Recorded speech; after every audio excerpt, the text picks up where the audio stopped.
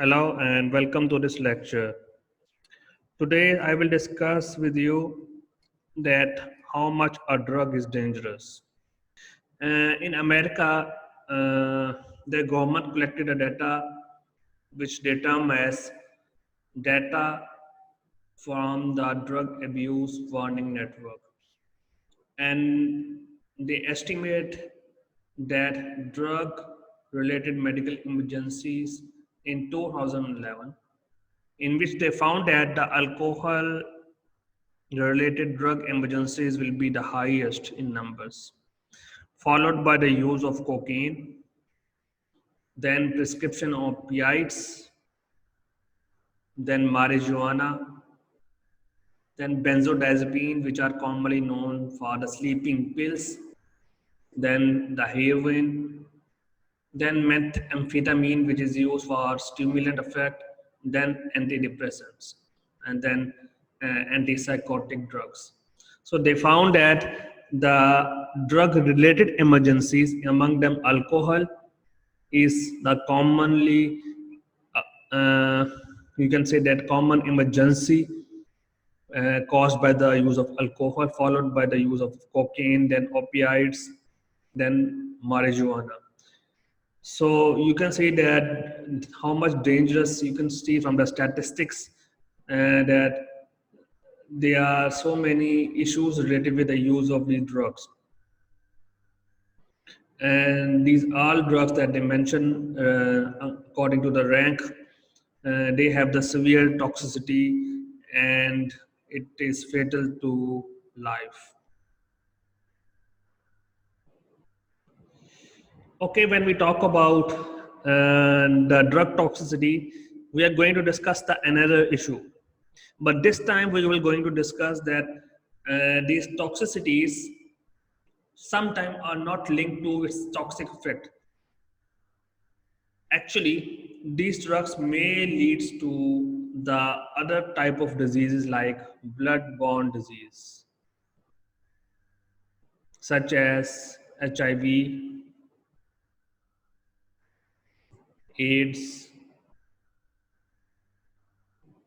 hepatitis B.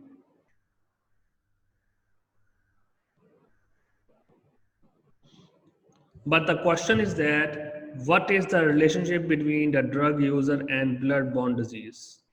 I mean, a person that is using cocaine or amphetamine, how can the patient suffer from HIV or hepatitis? Because there is no direct relationship between both of the things. Hepatitis or HIV is caused by the virus, whereas the drug that is used, like alcohol, like cocaine, like heroin, there is no relationship between both of them. So then, how a person that is using heroin affected by the HIV or the hepatitis? The answer is very simple, because you have to understand that if a person is addicted to a drug, uh, such as heroin or morphine, they injecting these drugs using syringe.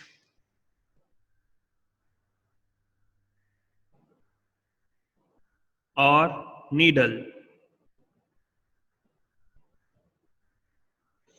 So using needle or syringe is one of the way that it can be able to transmit the blood-borne disease. How? You have to understand that if the syringe is not sterile,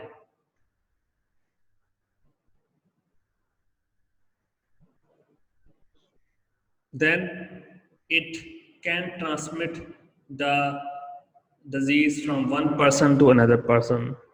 What is meant by sterile? It just a, a clean needle, because you have to understand that when people are abusing drugs, sometimes they abuse together. Mean some friends, some group of company, they are sitting in one place and they using the same needle or syringe for drug abuse. And then if a bunch of people that are using the same syringe, then it can responsible for transmitting the disease to one person to another person. Like for example, if one person is infected from HIV or AIDS, and that syringe has been used by one person, then if that syringe has been used by the multiple people, all people are affected from these disease. So you have to understand that there is a relationship of the syringe or needle that is responsible to transmit the blood-borne disease through one person, from one person to another person. Then there is a debate. I also put the link in the Moodle, that whether the prescription is required for the hypodermic syringe versus the over-counter sale of the syringe.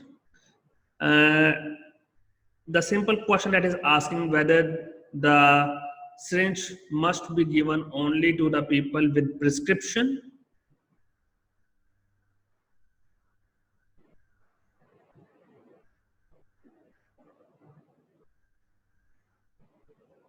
or without prescription.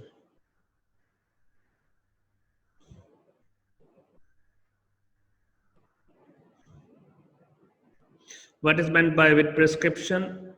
In simple meaning, that with prescription is the population is getting the syringe after permission with the doctor or physician. Without prescription mean they can get the syringe without consultation of the doctors and can be available in pharmacies. And we call it as over the counter. Over the counter mean that syringes is available on the counter. You don't need any prescription or any permission from the doctor or physician. Whereas the other debate is going on that no, the prescription must be required to buy the syringe. So that's why I leave this question on you, that whether the prescription is necessary to buy the syringe or prescription is not required for the sale of the syringe. I just give you one evidence that according to the syringe access laws, in 1911, New York was the first state to require a prescription to obtain the hypodermic syringes. But after 70 years, they stopped this law because HIV began to spread rapidly among the drug users who shared their syringe. The logic is actually like, if for example we make the syringes under prescription, then what happened? With the passage of time, the number of syringes become less and less because the drug abusers are there, but the syringe for them is not available. So then what will be happen? The syringes are limited. So what they do, because they are addicted to our drugs, they are drug abusers, they uses the same syringes that is available in the community, and then they using maybe one needle for maybe 10 to 20 people. And if one person is infected from any viral disease like HIV or AIDS, then it can affect to a number of population. So it means that if we only restrict the syringes under the prescription, then there will be less syringes. If there is less syringes, then more people get affected from blood-borne disease because people are using them multiple times, many people at the same time. Whereas if the syringe is commonly available, people can buy from over-the-counter sales, then more and more syringes are available. With more and more syringes are available, then there will be less chances that a person is having infected from HIV. I'm telling you one example, like for example, in New York, one large drug detoxification program has been announced. For the successful use of over-the-counter sale of the syringes, it is important that even the abundance of the syringes is good because they have a sufficient number of syringes available, so they can use the clean syringes. The main important thing is that for those people, we need to have the educational program, so that they must be aware of that whether the syringes, if one syringe has been used by multiple people, can transmit the disease to many people. So there is a need of education program and aggressive syringe exchange program that helps to reduce the rate of the viral disease. So we have to do that. In this thing, you have to understand that we are not promoting any drugs, but actually we are trying to give awareness to the people or to a group of people that are abusing drugs with the syringe. So we must need to tell them that using the syringe, one syringe with too many people, can affect, can cause the disease like HIV or AIDS. So this is another way for drug awareness program to the community. When we talk about Malaysian rules and regulation or Malaysian requirement, right now there is no requirement for prescription in Malaysia. As I also believe in the same thing that over-counter sale of the syringe must be allowed. Prescription is not good because if we restrict the needles, then they will be, the number of abusers will be same, but there will be less syringes. So if one person is infected from HIV, then maybe a single one syringe can affect to a group of population.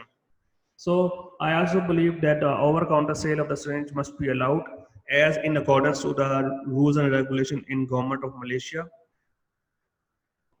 And evidence also show that the increased use of clean syringes can reduce the rate of infection. So thank you so much for today's lecture.